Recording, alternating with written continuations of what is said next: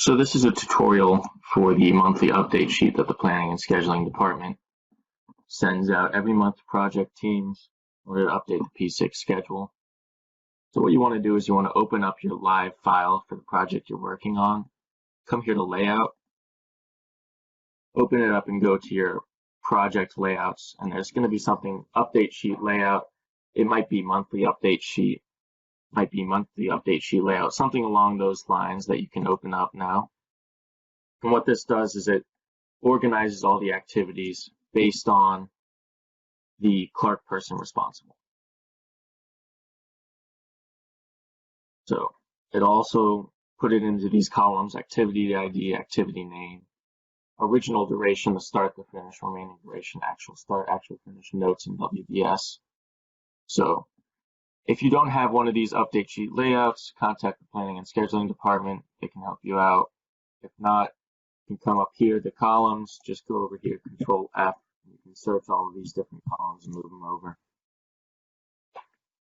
But once you get something that looks like what I have on my screen here, you want to hit all, come here, hit Control A. You want to get all of these items, copy it, and then open up an Excel, get a blank workbook, and post that into cell B1.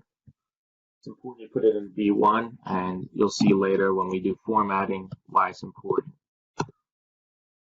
Because we make a column that is numbered, and you just want to shoot that all the way down to the bottom. Now it's important that you grab all that P6 data and put it into Excel first because of these indents you can see here.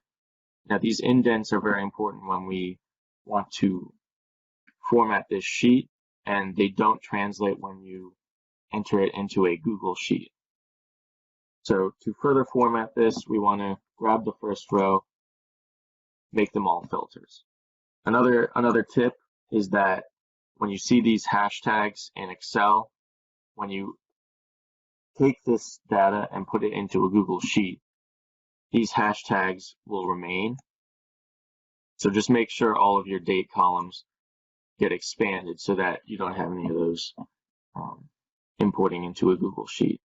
So once you have everything with a sorting filter on, you want to grab this activity name, unselect all, scroll all the way down to where it says blanks, and hit OK. Now this just gets the WBS headers right here. This is what we want to format. So furthermore, you want to get activity ID, sort Z to A, and because everything's indented, now everything is layered in the WBS layer. We have the engineer, we have the project, we have where the work is, sort of what it is, etc., etc. And once you get something that looks like this is where we format it. You just want to grab from the number to the WBS to where it has that little indent. And anyone that's seen one of these update sheets, it goes Clark blue, something a little lighter than Clark blue, to black. And then you kind of shade black to gray as you go down the sheet, looking for that indent.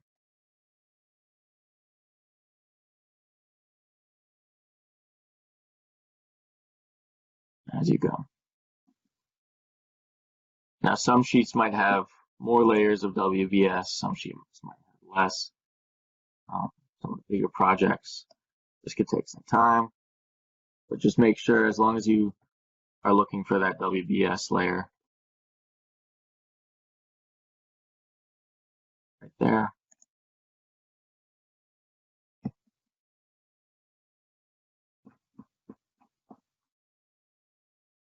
You're likely not to miss anything.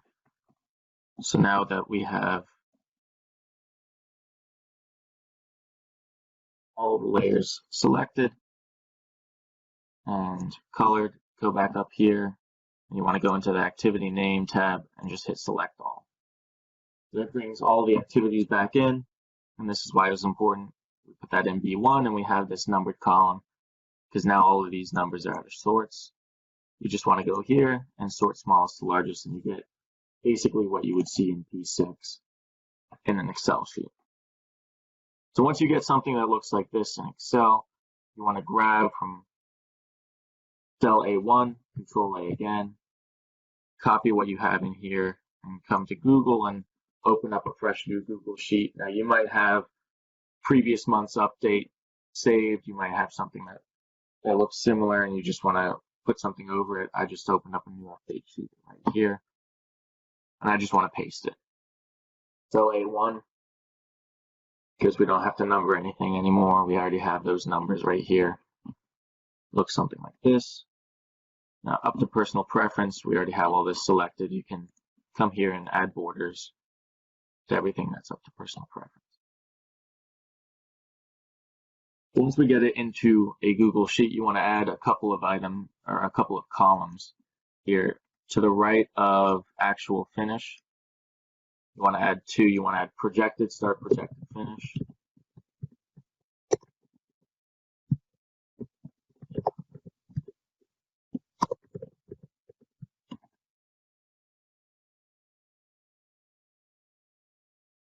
This is something for the project team to just put in there. Same with the notes tab. Just something to put in there that they can say something to the P&S team and say, this is when we think it's going to start, or this is when we think it's going to finish, but we aren't sure. Or any notes with an item, something that might have been pushed, something that there might be more discussion to be had. It's just good to have these columns so that the project team can communicate that with planning and scheduling. So once you get it here, you also want to add two more columns to the right of notes. For the first column, you want to copy column G, put it here, and name this, instead of remaining duration, RD old. And over here in N is going to be RD test. It's remaining duration test. So here, and this is what happens when you put it into this Google Sheet and we do this RD test right here, is when something says red, it'll make this remaining duration red, and that signals to a project team that something needs to happen. This is an item that has been started. It might say that there's a projected finish, but the project team has a actualized item that they need to update. So if you already have a update sheet that is from the previous month, you can probably just grab the formula from there. But I'm just going to type the formula out here. It's equals if. There's an AND condition, and the AND condition is that if this remaining duration equals the remaining duration old, for the most part it should, and the actual start date does not equal, which is the two carets with the open side facing each other, does not equal nothing, just two quotation marks. And the final condition is, and the actual finish is equal to nothing. So if all that's true, we want to return red, and if not, we want to return not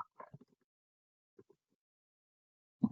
So here, as you can see, remaining duration equals remaining old. There is an actual start date and there is no actual finish date. So just grab this. Nothing wrong there. You want to copy this and do Control-Shift down all the way to the bottom. Right click and you want to paste special, paste the formula only.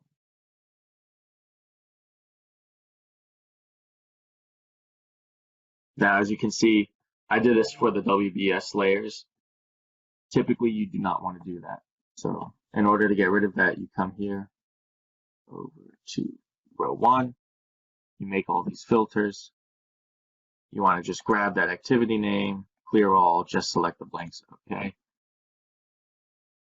Just grab everything that's going to be on a WBS layer, just because it's going to be confusing if an engineer comes in and sees, oh, we need to update to the WBS. How do I do that? That's not what we're trying to do here. Now we have red, red, not red. This is something that doesn't have an actual start date, so it's not red.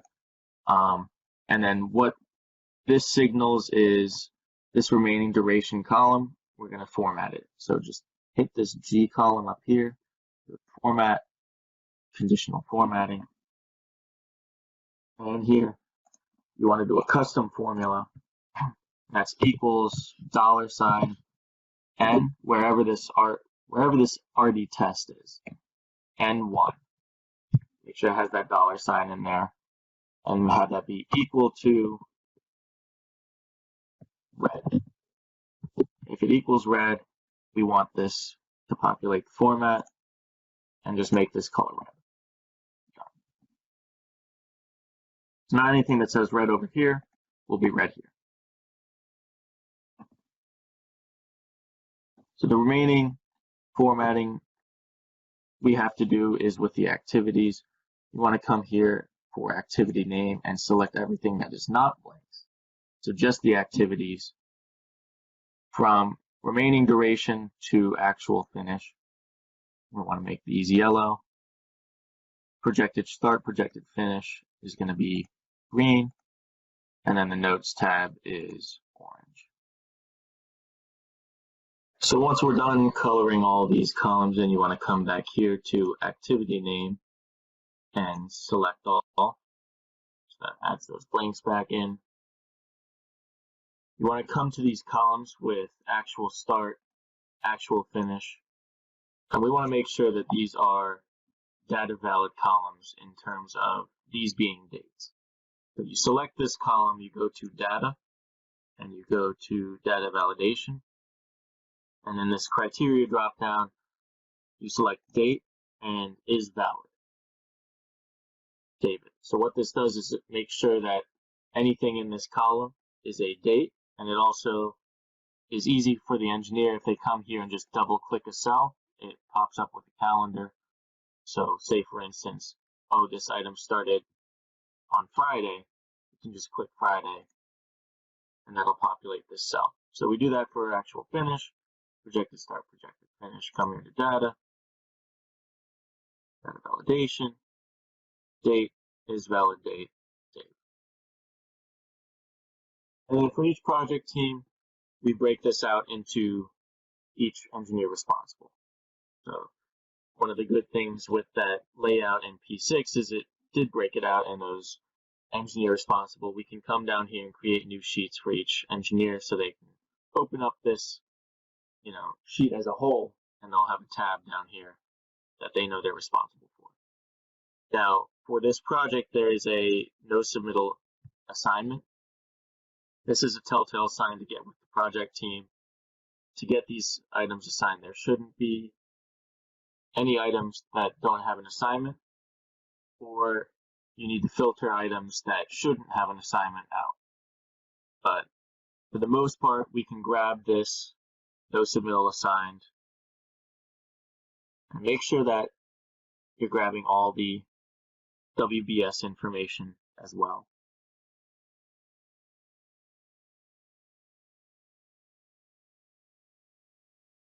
So you grab all this information, you want to copy it, create a new sheet down here, no submittal assignment, and you want to paste this in A1.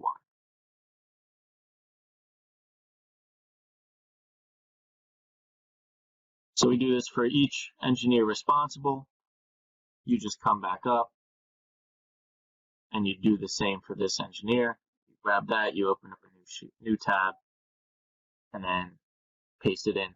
Now once you complete each segment in the main tab, you just want to grab these rows, right click, delete the rows.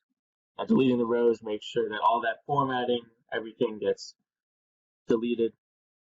If you have any more information that you might want to put in, maybe after you divvy out all of these different engineers, you want to add something. That way, this formula is still here, all that data validation is still here, and the conditional formatting is. So after all these engineers get divided out, that's when you send out to the project team. Project team updates it, and then that eventually gets imported into P6. And then the P6 file is the most up to date.